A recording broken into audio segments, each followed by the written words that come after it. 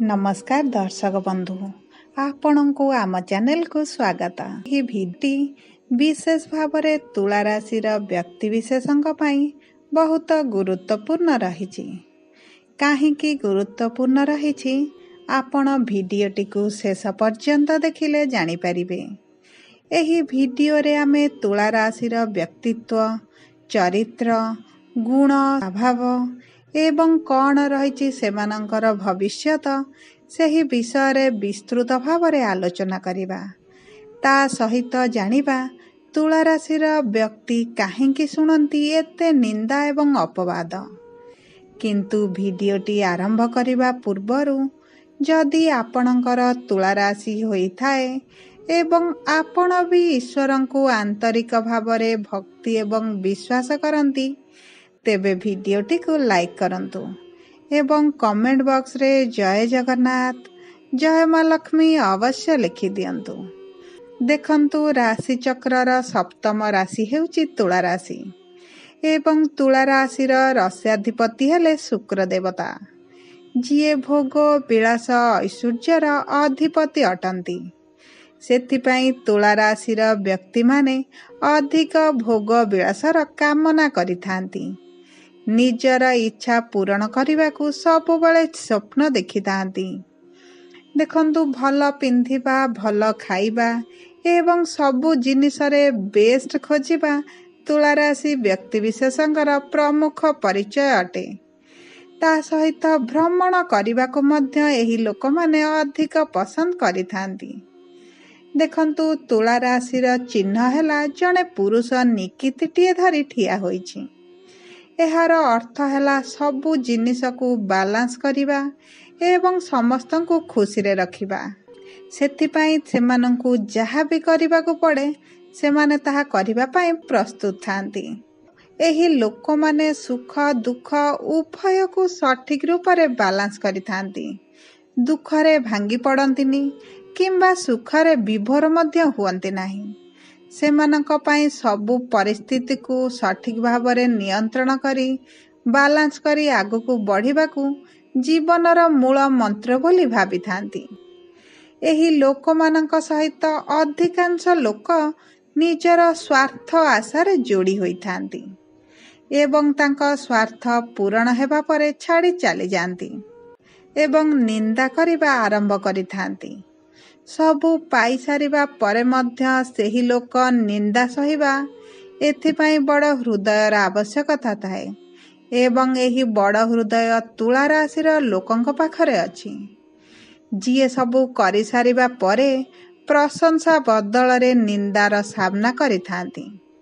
जेहेतु एमानंक राशिर स्वामी सुखर कारक ग्रह अटंती, एमाने अधिकांश समय स्वार्थी लोकंकु चिन्हि पारंतिनी एवं जदि भी चिन्हती तांको प्रति किछि राग दोष रखती नहीं। कारण एमाने क्षमा करिवारे सबुठारु अधिक पारंगम। निज मनरे राग दोष छंद कपट एमानंक पाखरे न थाए। समस्तंकु निज भली भावंती एवं समस्तंकु निजर बोली मध्य भाबी थांती, जहा फल रे एमान जीवन रे अधिकांश समय अपवादर सामना करिथांती। देखंतु एही लोक मानंकर व्यक्तित्व हैला समस्तंकु सुखी रखिबा एवं सेथिपाई एमाने निज सुख कथा मध्य भूली जांती। एमाने बहुत परिवार प्रति स्नेही अटंती। सेमाने सांग साथी परिवार जहा को भी आपनार भाबंती तांको पाई जीवन देबा को मध्य पछांतीनी। तुला राशिर लोक माने बहुत इमोशनल होई थांती। छोट कथारे कांदी पकांती एवं निज दुख को काहागारे बांटती नहीं। समस्तंक दुख को निजर दुख बोली भाबी थांती। किंतु अधिकांश लोक एमानंकु दुखर साथी बनांती एवं सुख समय पचारि न थांती। देखंतु अधिकांश समय माने जहाकु साहाय्य करंती सेही लोक माने एमानंकर निंदा करिथांती एवं एही लोक मानंकर संख्या तांकर निजर आत्मीय स्वजनक लिस्ट रे ही थाए।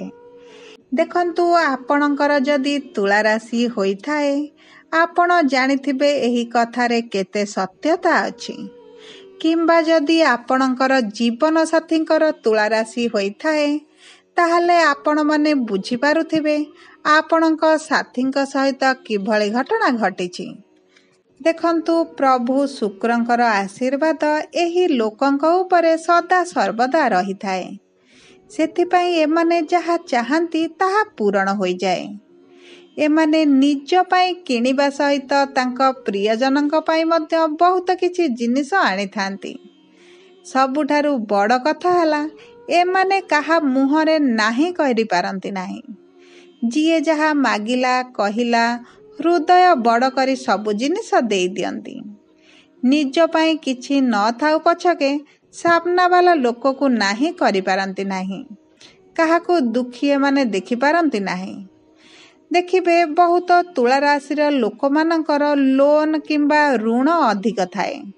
ଏହାର କାରଣ ହେଲା ଏମାନେ ଅନ୍ୟକୁ ସାହାଯ୍ୟ କରିବା ପାଇଁ କରିଥାନ୍ତି। ଏହାର କାରଣ ହେଲା ଏମାନଙ୍କର ନାହିଁ କରିବାର ଅଭ୍ୟାସ ନଥିବାରୁ। ଏବଂ କିଛି ତୁଳା ରାଶିର ଲୋକ ନିଜ ପରିବାରର ଖୁସି ପାଇଁ ମଧ୍ୟ ଛୋଟ ବଡ଼ ଲୋନ୍ ଏବଂ କରଜ ମଧ୍ୟ ଆଣିଥାନ୍ତି ଏବଂ ସେଥିପାଇଁ ମଧ୍ୟ ଟେନସନରେ ରୁହନ୍ତି, ଅପବାଦର ସାମ୍ନା ମଧ୍ୟ କରନ୍ତି। ଦେଖନ୍ତୁ, ଏମାନେ ସମସ୍ତଙ୍କ ଠାରୁ ସବୁ ଶୁଣନ୍ତି, ଜାଣନ୍ତି, କିନ୍ତୁ କାହାକୁ କିଛି କୁହନ୍ତି ନାହିଁ। ଏହା ହେଉଛି ଏମାନଙ୍କର ବଡ଼ପଣ। ତୁଳା ରାଶିର ବ୍ୟକ୍ତି ବିଶେଷଙ୍କର ଭାଗ୍ୟ 27 ବର୍ଷ ପରେ ବଦଳିଥାଏ। ଆପଣଙ୍କର ଭାଗ୍ୟ ଆପଣଙ୍କ ସାଥ ଦେବା ପାଇଁ ପ୍ରସ୍ତୁତ ହେଉଛି।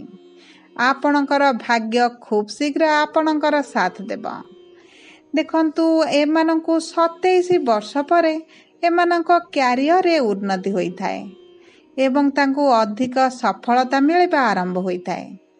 ତା ସହିତ ଦେଖିବେ, ଏହି ତୁଳା ରାଶିର ଲୋକମାନଙ୍କର ମେଷ, ସିଂହ ଏବଂ ଧନୁ ରାଶିର ଲୋକଙ୍କ ସହିତ ଭଲ ପଡ଼େ ନାହିଁ। ଅଧିକାଂଶ ସମୟ ଏହି ଲୋକମାନଙ୍କ ଦ୍ୱାରା ହିଁ ସେମାନେ ଅପବାଦ ଏବଂ ସମସ୍ୟାର ସାମ୍ନା କରିଥାନ୍ତି। ଆପଣ ଜୀବନରେ ନିଜର କାର୍ଯ୍ୟ କାହା ସହିତ କରିବେ, ଯଦି ଆପଣ ସାମ୍ନାବାଲା ଲୋକଙ୍କୁ ଦେଖି ସେମାନଙ୍କୁ ପରଖି କରନ୍ତି, ଆପଣଙ୍କ ପାଇଁ ଶୁଭ ରହିବ। ଦେଖନ୍ତୁ, ତୁଳା ରାଶିର ଲୋକମାନେ କେତେବେଳେ ବି ଓଭର କନଫିଡେନ୍ସ ହୁଅନ୍ତୁ ନାହିଁ, କାରଣ ଏହା ଆପଣଙ୍କୁ ପରାଜୟ ଆଣିଦେବ। ଆପଣଙ୍କ ବିଫଳତାର ମୁଖ୍ୟ କାରଣ ହେବ। ତୁଳା ରାଶିର ଲୋକମାନେ ଯାହାକୁ ଉଦ୍ଧାର ଦିଅନ୍ତି ଅଧିକାଂଶ ସମୟ ଫେରି ପାଆନ୍ତି ନାହିଁ, କାରଣ ଏମାନେ ନିଜର ଅର୍ଥ ହୋଇଥିଲେ ମଧ୍ୟ ମୁହଁ ଖୋଲି ନିଜର ଅର୍ଥକୁ ଫେରସ୍ତ ମାଗିପାରନ୍ତି ନାହିଁ, ଯାହାଫଳରେ ତାଙ୍କର ଅର୍ଥଟି ବୁଡ଼ିଯାଏ।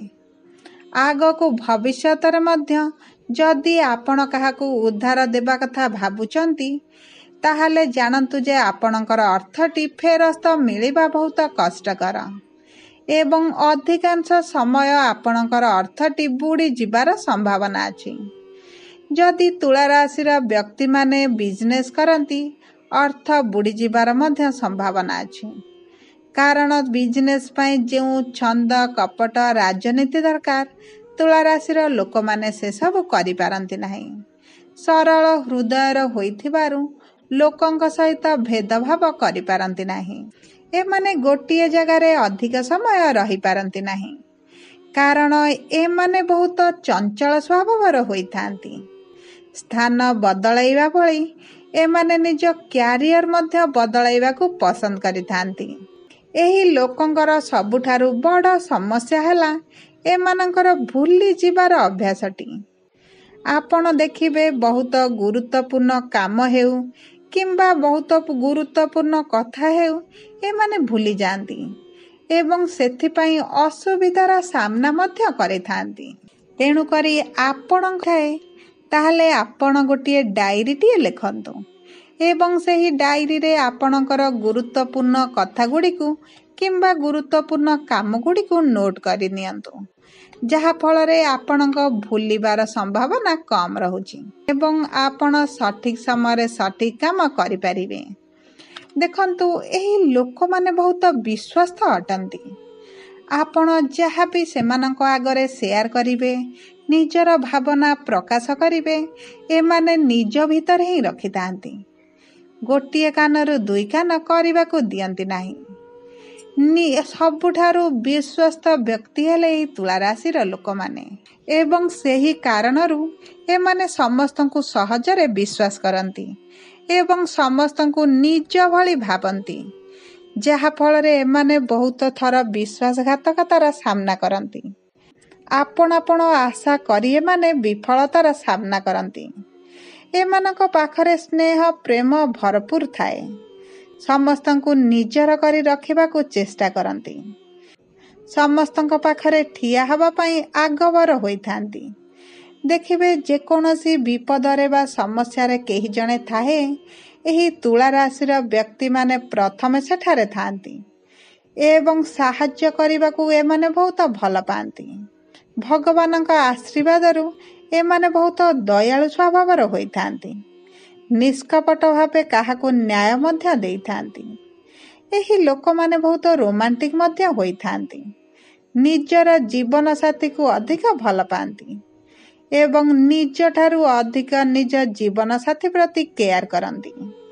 ଦେଖିବେ, ବହୁତ ଗୁଡ଼ିଏ ତୁଳା ରାଶିର ବ୍ୟକ୍ତିମାନେ ନିଜ ପରିବାର ସଦସ୍ୟଙ୍କୁ ମଧ୍ୟ ଅଧିକ ଭଲ ପାଆନ୍ତି, ସିଏ ପୁଅ ହେଉ କିମ୍ବା ଝିଅ ହେଉ। ଦେଖିବେ, ତୁଳା ରାଶିର ଝିଅମାନେ ବିବାହ ପରେ ମଧ୍ୟ ସେମାନଙ୍କ ବାପ ଘରର ଚିନ୍ତା ଅଧିକ କରିଥାନ୍ତି। ଏହି ଲୋକମାନେ ଚଞ୍ଚଳ ପରକୁ ଆପଣାର ମଧ୍ୟ କରିଥାନ୍ତି ଏବଂ ସେହି ସମୟରେ ସେମାନେ ବୁଝନ୍ତି ନାହିଁ କି ଜାଣନ୍ତି ନାହିଁ ଯେ ଏହି ଲୋକ ତାଙ୍କ ପ୍ରତି କେତେ ଶତ୍ରୁତା ମନୋଭାବ ରଖିଛି। ସବୁ ପରେ ମଧ୍ୟ ନିନ୍ଦା ଅପବାଦ ଅଧିକ ଏହି ତୁଳା ରାଶିର ଲୋକମାନେ ପାଇଥାନ୍ତି ଏବଂ ତାଙ୍କ ଆତ୍ମୀୟ ସ୍ୱଜନମାନଙ୍କ ଠାରୁ ପାଇଥାନ୍ତି, ଯେଉଁଥିପାଇଁ ଏମାନେ ବହୁତ ଦୁଃଖୀ ଟେନସନରେ ମଧ୍ୟ ରୁହନ୍ତି। ସବୁ ଥାଇ ମଧ୍ୟ ମନ ସବୁବେଳେ ଦୁଃଖ ରହେ। ଅନ୍ୟର ସୁଖ ବିଷୟରେ ଚିନ୍ତା କରି କରି ନିଜେ ଦୁଃଖୀ ହୋଇଯାଆନ୍ତି।